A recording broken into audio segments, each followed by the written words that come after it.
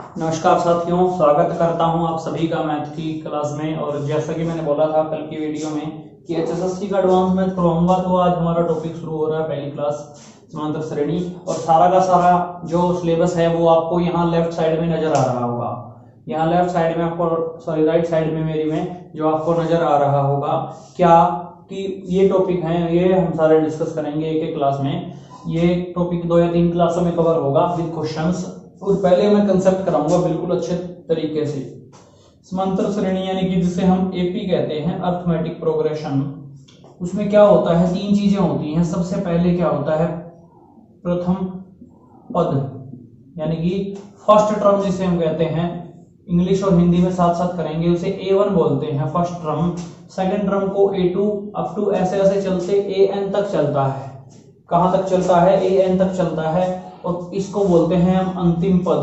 अंतिम पद, अंतिम पद यानी कि लास्ट टर्म बोल लो। इसे हम फर्स्ट टर्म बोलेंगे, लास्ट टर्म बोलेंगे। लेकिन हर एपी क्या होती है कि जब भी कुछ कोई भी ऐसे अंक जिनका सबका अंतर, जब सबका डिफरेंस कॉमन हो, साझा हो, यानी कि सबके बीच में 3-3 का अंतर हो, 2-2 का, -1-1 का, कुछ भी अंतर हो, उसे हम हिंदी में बोलते हैं सार्व अंतर। क्या बोलते हैं? सार्व अंतर यानी कि कॉमन डिफरेंस। कॉमन डिफरेंस बोलते हैं जी। ये हरियाणा पुलिस एसआई और हरियाणा में ग्रांसी वगैरह के लिए, सबके लिए इंपॉर्टेंट है। तो हम क्या करेंगे, सार्वंतर यानी कि सबसे पहले हम क्या देखेंगे कि जो A1 यानी कि जो D होता है वो होता है दूसरे में से पहला पद माइनस कर दिया, इस तरह से होता है।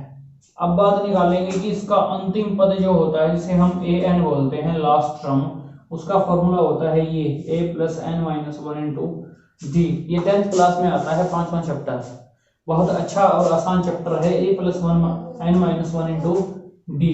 अगर हमें AN दिया हो, अब कुछ पदों का योग निकालते हैं कि इनका सब पदों का योग क्या होगा।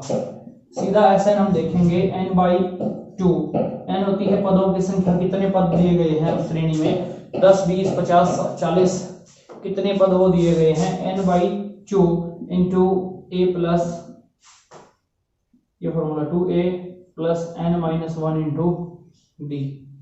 यानी कि आप ऐसे भी कर सकते हो, अगर A + AN हो, वो आपके ऊपर डिपेंड करेगा। ये सारे बेसिक्स है, कुछ कुछ छोटे छोटे से फॉर्मूले हैं।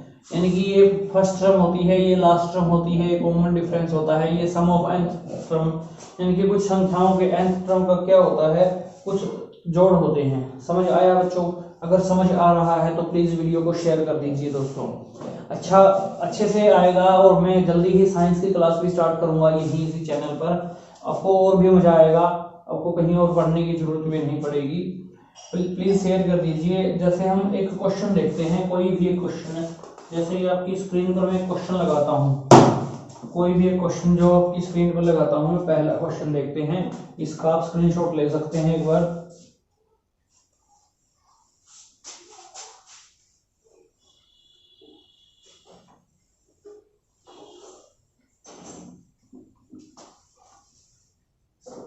यदि किसी एपी का क्वेश्चन पढ़ते हैं हम, यदि किसी एपी का प्रथम पद, पहला पद और अंतिम पद क्रमशः 1 और 11 हैं, तो इसके पदों का योग 36 हो, तो पदों की संख्या निकालनी है। क्या निकालनी है? पदों की संख्या। प्रथम पद, प्रथम पद हमें कितना दिया हुआ है, 1, और अंतिम पद कितना है, 11 है। हमें इसके इस पदों का योग दिया हुआ है, इसे हम AN बोलते हैं बच्चों। SN दिया हुआ है कितना, 36। 3 चीजें दी हुई हैं, फॉर्मूले में रखते हैं n/2 × A + AN = 36 बच्चों 36। हम क्या करेंगे, AN 11 और 1 12, तो n/2 × 12 = 36। 2 × 6 = 12। ये 6 इधर आ गया, 6 में हम डिवाइड कर रहे हैं कितने पे, 6। n कितना है, 6 है। कितना है प्यारे बच्चों, 6। n कितना है, 6। तो हमारा उत्तर क्या आ गया, 6 आ गया। अब बात आई हमारे सामने समांतर श्रेणी के लगातार। सेकंड क्वेश्चन डिस्कस करने से पहले मैं दोबारा बता देता हूं। फर्स्ट क्वेश्चन था, पहला क्वेश्चन था कि प्रथम पद 1 है, अंतिम पद 11 है, ऐसा 36 है। ये तो सारी संख्याएं दी हुई हैं, हमें पदों की संख्या निकालनी है, कितने पद होते हैं। मैंने फॉर्मूला रखा n/2 into a plus a n. A की वैल्यू हमारे पास 1 दी हुई है, ए एन की वैल्यू कितनी दी हुई है 11। कितनी दी हुई है 11, 11 और 1 12, 2 से काटा 6 पे, 6 से 36, 6 आ गया n equal to 6, n is equal to 6। बड़ी खुशी होती है ना जब क्वेश्चन निकलता है, ऐसे ही इतनी बेइज्जती फील होती है जब क्वेश्चन नहीं निकलता है क्लास में। लेकिन यहाँ कोई क्लास नहीं चल रही, सिर्फ आपको मैं सिखा रहा हूँ, इतना मानना है। यहाँ बहुत अच्छा आपका एक ट्यूटोरियल चल रहा है। सेकंड क्वेश्चन लगा दिया गया है कंप्यूटर जीनियस स्क्रीन पर, वो ये क्वेश्चन है पूरा 1 नंबर और 1 कदम आपकी सफलता की ओर है दोस्तों। यानी क्वेश्चन है कि समांतर श्रेणी में लगातार 3 संख्याओं का योग 24 है और गुणनफल कितना है 440 है। तो संख्याएं हमें ज्ञात करनी है। कितनी ज्ञात करनी है संख्याएं हमें ज्ञात करनी है। 3 संख्याएं हैं कोई, दोबारा से रकम को पढ़ लीजिए। तीनों संख्याओं का जो योग है, तीनों संख्याओं का योग जो है वो कितना है 24 है। कितना है बच्चों 24 है। और इन संख्याओं का जो गुणनफल है वो है 440। बहुत ही आसान क्वेश्चन। निकालना क्या है संख्याएं ज्ञात करनी है। मान लिया कि एक संख्या कोई a है, कोई संख्या क्या है a, तो उससे पहले वाली संख्या a माइनस डी होगी। बोलिए a माइनस डी होगी। और उससे आगे वाली संख्या क्या होगी a प्लस डी होगी। बोलिए हाँ या ना, होगी या नहीं होगी, क्योंकि सब में जो अंतर होता है वो डी का होता है। अरे बेटा समझ आया कि माना पहली संख्या a माइनस डी है तो उससे वाली a, इसको a मानते हैं, इससे पहले माइनस डी इसके बाद प्लस डी। समझ आया। तो उसके बाद अगर हमसे पूछे कि तीनों का जोड़ कितना है, तीनों का जोड़ देते हैं a minus D plus a into A plus D is equal to 24 है। एग्जामिनर ने खुद बोला है स्टेटमेंट में। तो डी जे माइनस का है, ये प्लस का कट गया। ए 3a कितना है बेटा 24।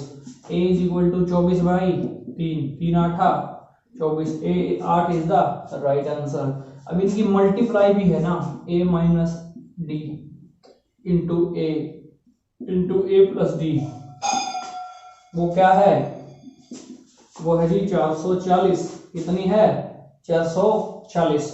अब मैं एक बात बताता हूं, ये a minus d a plus d, तो एक फॉर्मूला बन गया a minus b into A plus B.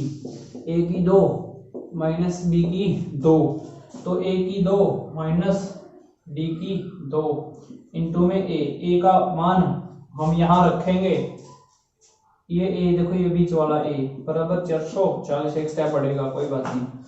a का मान हम रखेंगे, a का स्क्वायर कितना है 8 64, 8 का स्क्वायर 8 8 64 इंटू 8 मल्टीप्लाई में है, कभी सीधा घुसा दो इसको।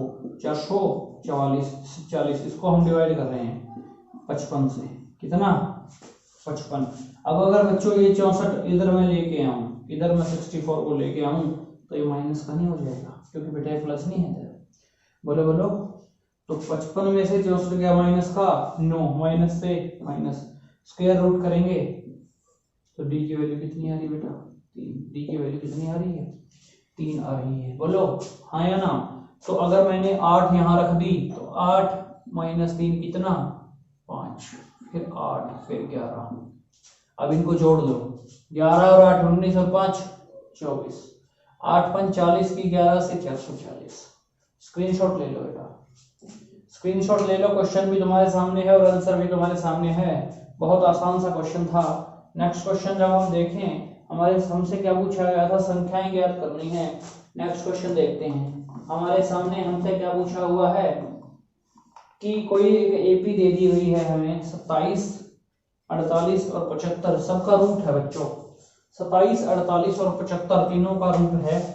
क्वेश्चन लगा दिया गया है स्क्रीन पर। क्वेश्चन पढ़िए बेटा, क्वेश्चन पढ़ियो।